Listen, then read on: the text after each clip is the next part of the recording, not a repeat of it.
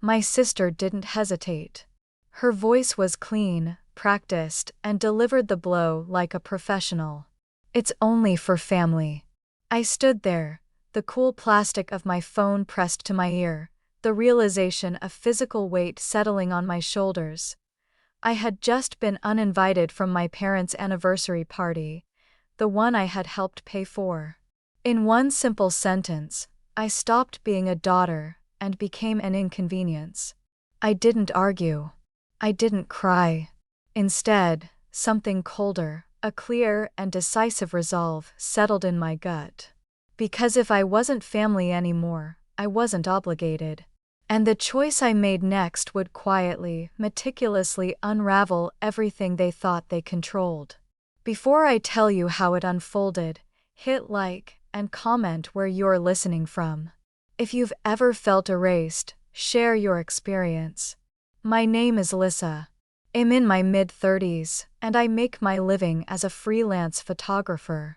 Nothing flashy, no company name worth dropping, just me, my camera, and long hours chasing light that feels honest.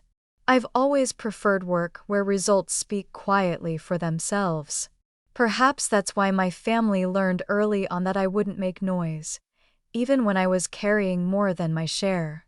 From the outside, my family looked rock steady, respectable, the kind neighbors described as close-knit. Holiday cards on the fridge, framed photos lining the hallway, smiles that knew how to hold for just long enough. But inside, the roles were fixed early. My sister was the star, the one everyone talked about, talented, charismatic, the center of every story. My brother was the planner, the voice of reason, always explaining why things were the way they were. And then there was me, reliable, quiet, the one who made problems disappear without ever asking to be seen doing it. Money was how I helped. Not because anyone demanded it outright, but because the need was always implied, a message about urgent, unexpected repairs, bills that stacked up faster than expected, a rough patch that was never temporary. I sent the payments the way some people send apologies, quickly, instinctively, without waiting for credit. Every transfer felt like proof I belonged, a way to keep the foundation solid so no one would question my place in the family structure. Gratitude came in small, performative doses. A brief, soft "you're a lifesaver," and then the subject would change. No one asked how it felt to always be the one filling the void. No one wondered what it cost me to maintain that dependability. I told myself, that's just how families work. Someone has to be the steady one. When my parents' anniversary started approaching, I heard about it sideways. Not from them, not via an invitation, but through hints, a comment about specific dates, a remark about how everyone would be together. I assumed my name was included, as it always had been. Why wouldn't it be? ID helped cover the costs. ID supported them for years. I was their daughter. That assumption lasted right up until the moment it didn't. Right up until the creeping realization that I wasn't part of the picture they were celebrating. That truth didn't hit all at once. It crept in, quiet and patient, waiting for me to catch up. By the time I understood what was happening, it was too late to pretend this was just a simple misunderstanding. The weeks leading up to the anniversary moved strangely. Nothing dramatic at first, no arguments, no blow-ups, just small requests spaced close enough together that I felt them before I questioned them. My sister texted one afternoon, casual as ever. She needed help covering travel costs for a relative. It's not much, she claimed. The number wasn't outrageous, but it wasn't small either. I stared at the message longer than usual. Something in me hesitated, not because I couldn't afford it, but because I was fundamentally tired of pretending these requests were temporary. So, I said no. Just one word, no explanation, no apology attached. The reply came fast. Not angry, but deeply, strategically disappointed. She claimed she didn't expect this from me, that everyone was counting on things going smoothly, and that I was putting unnecessary stress on our parents during this important time. The guilt reflexively slid in. I almost caved. Almost. But I didn't. That's when the temperature changed. Calls slowed. Messages became shorter, conversations ending quickly, wrapped in a brittle politeness that felt sharp. I told myself I was imagining it. But the silence had weight. It pressed in, steady and deliberate. A few days later, I finally asked the question I'd been circling. I called my sister and mentioned the anniversary directly, confirming the details: date, time, location. Simple things. There was a pause. Not a dropped call, but a pause long enough to say she was carefully choosing her words. Then she said it again.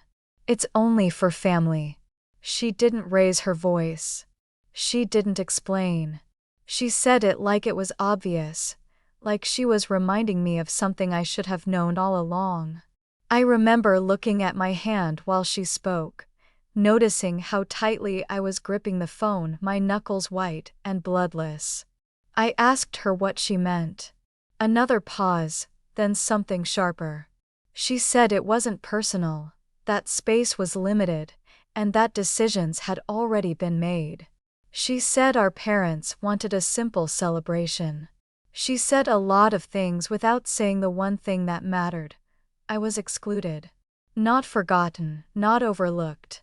Excluded. After the call ended, I sat in my car, engine off, listening to the faint hum of nearby traffic. I replayed the last few years in my head. Every payment. Every late-night conversation where I reassured them things would be okay. Every time I stepped in so no one else had to feel uncomfortable. I thought about the guest list I'd heard mentioned: friends, distant relatives, neighbors, people who hadn't helped keep the lights on. That's when the truth landed fully. I hadn't been funding a family. I'd been financing a version of a family that didn't need me present. I wasn't a daughter in that picture. I was a line item, useful, silent, and replaceable. And once I saw it that clearly, I couldn't unsee it. What broke me wasn't the party. It was the absolute certainty that this wasn't a mistake. It was a choice, one they were perfectly comfortable making. That night, everything went quiet, in an unfamiliar way. Not the comforting kind of quiet, but the kind that makes you notice the hum of the fridge, the tick of the wall clock, the way your own breathing sounds unfamiliar when no one else is asking anything from you.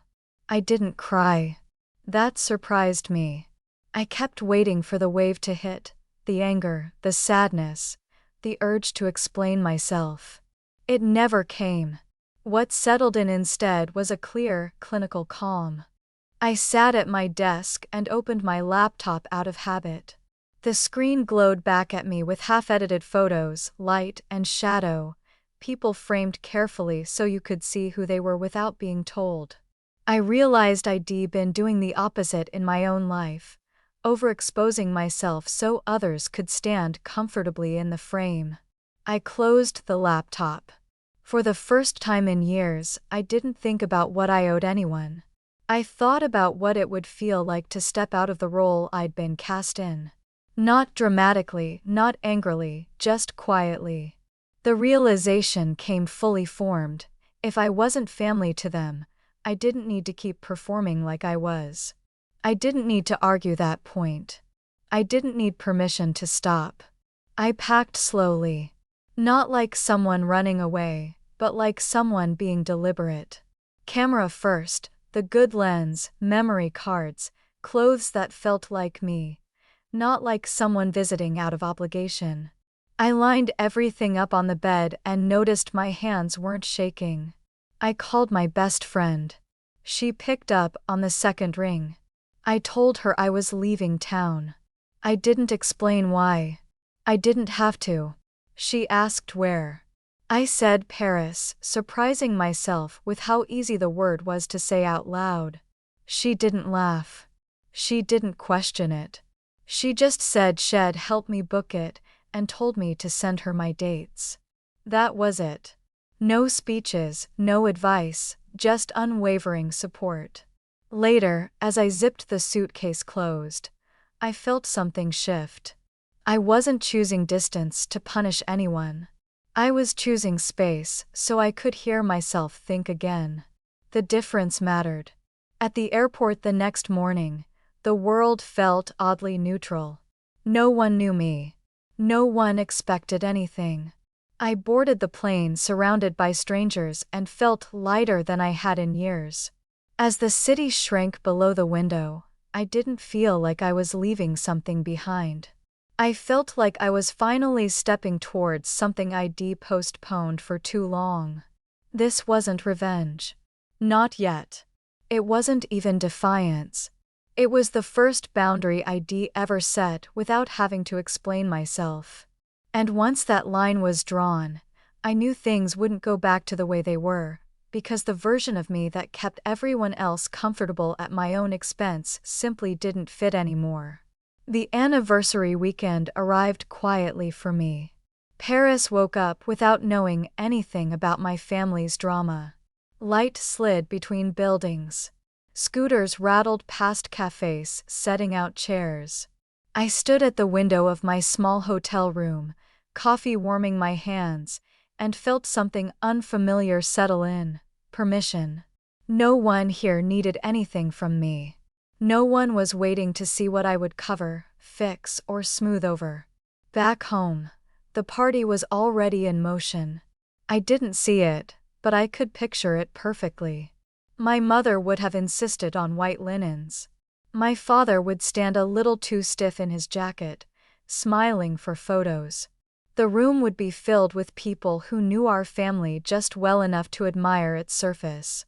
A band in the corner, glasses clinking, laughter rising and falling on cue. And one chair conspicuously missing. I hadn't planned anything dramatic. That part matters. I didn't wake up intending to make a statement. I didn't craft a message or rehearse a line. I went out that afternoon and did what I always do when I'm somewhere new. I walked until something caught my eye. The Seine looked like brushed metal under the late sun. Couples leaned against the railing. A street musician tuned his instrument, testing notes softly. I lifted my camera and followed the light, frame by frame. I wasn't trying to capture perfection. I was looking for honesty. Later, back in my room, I edited a few shots. Nothing heavy, no captions explaining my choices, no references to home, just images of where I was and how it felt to breathe there. When I posted them, I wrote a simple line about chasing quiet moments and letting joy take its time. That was it. I put my phone down and went to dinner alone. The restaurant was small, tables close together. The smell of bread and butter hung in the air. I ate slowly, listening to conversations I didn't understand, watching people live their own stories without intersecting with mine. For once, solitude didn't feel like absence. It felt like space. Back at the party, my absence started to echo. At first, it was subtle. A cousin leaning over to ask my mother where I was. A neighbor glancing around the room, confused. Someone assuming I'd arrive late. My mother smiled through it, offering vague answers: she's busy. Work stuff. The kind of explanations that sound reasonable until they don't. Then, someone pulled out their phone. My post reached the room without context. Paris at dusk. Coffee by a window. Light falling exactly where it should. The question didn't come out loud right away. It passed from person to person, soft but persistent. Why isn't she here? My sister noticed the shift before anyone spoke directly. She kept adjusting things, straightening place cards, checking on the band, smiling too brightly. Control was her comfort, and control was slipping away. By the time dinner was served, the room's temperature had changed. Conversation stalled. Laughter didn't land the way it was supposed to. Finally, someone asked my mother outright why her daughter wasn't celebrating with them. My mother's answer wavered. She smoothed it over, but the cracks were visible. I didn't know any of this yet. I was walking back to the hotel, the city warm around me, when my phone started vibrating. I let it ring. The second call came seconds later, then a third. I stopped on the sidewalk and watched the screen light up. Home. I didn't feel panic. I felt curiosity. I waited until the call stopped before I went inside. The first message was from my mother. Short, urgent. She asked me to call her as soon as I could. No explanation, just a plea wrapped in strained politeness. I waited. When I finally answered, her voice cracked before she finished saying my name. She told me people were confused. She said guests were asking questions. She said things were getting out of hand. I listened without interrupting, leaning against the window, watching headlights move along the street below. Then she said it. She said my post had caused a scene, that people were talking, that some had left early. She asked why I would do this to them. I asked her what, exactly, I had done. There was a pause. She said I knew what she meant, that I should take it down, that I should help them smooth this over. I didn't raise my voice. I didn't accuse her. I just said, I hadn't mentioned the party. I hadn't mentioned you. People are reacting to what they saw, not to anything I said. She didn't have an answer for that. The call ended with her asking me to think about the family. Minutes later, my sister called. Her tone was different, sharper. She said I'd humiliated them, that I'd made our parents look bad. She accused me of being selfish, of choosing attention over loyalty. She demanded I take the post down immediately. I asked her, when did you decide I wasn't family?